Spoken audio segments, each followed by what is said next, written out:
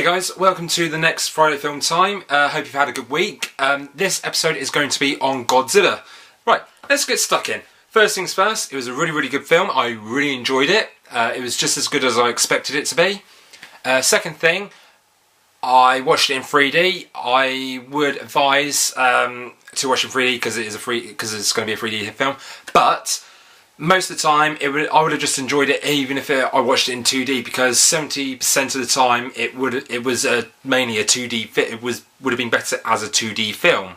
The only times it was good at 3D was during when the main catastrophe happened and during the Royal Rumble death battle at the end of the film, as it usually happens in these sort of types of films. A couple of things that I liked about it. I liked how the story flowed very smoothly. It didn't do many jump cuts or very big time-lapse cuts. The only time it did it was after the first 10-15 minutes of it, so you know how the story comes to be into the present day. There were a couple of things that I didn't really particularly like. One, Bryan Cranston's character.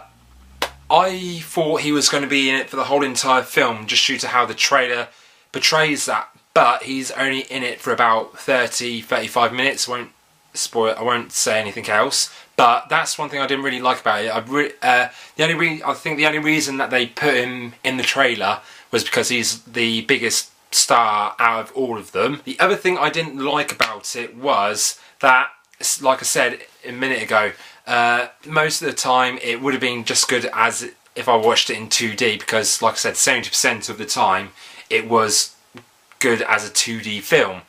But apart from that, really enjoyed it. Loved how it was directed. Loved how the cameras flowed quite well. I liked how they stuck with the manga, because I have a friend who enjoys reading that sort of stuff, and they told me about the story, how it works, and they told me if it follows the manga, let them know, and it does, and I really enjoyed it. But like I said, the only thing I didn't really like was the character only being in it for 35 minutes when I thought he was going to be in it for the whole entire film, and the percentage of it by being good in 2D. It is really good in 3D. How they've changed, how the 3D has developed over the past decade is amazing, and how it's developed as a form is in itself. There were a couple of things that did make me chuckle. One of them was Ken Watanabe. I don't know how you pronounce his surname. I'm sorry if you watch this. I'm really sorry about that. I found it funny that they made him say Godzilla, as he's the only main Japanese character in the whole entire film, and it's just funny how they made him say it, and everyone in the film, in the theatre, even though there was only 10 people, everyone had a small chuckle when that happened. And there are a couple of things, a couple of continuity errors that made me chuckle when I noticed them. It made me laugh inside when I saw a couple of continuity errors. But apart from that, I really advise watching this film. It is a good watch, but in my personal opinion, if it was nominated for an Oscar next year, I don't think it would win it. It's a really good film, but there are going to be better films out this year that I think would beat it. Taking everything into consideration, I would give this film, I would have to give it 4.1 out of 5. Really good film. Loved how it was filmed. Loved how it was directed.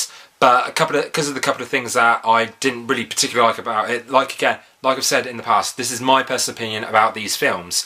But like I said, there are a couple of things I didn't like about it, and that's why I put it as a 4.1. And like I said,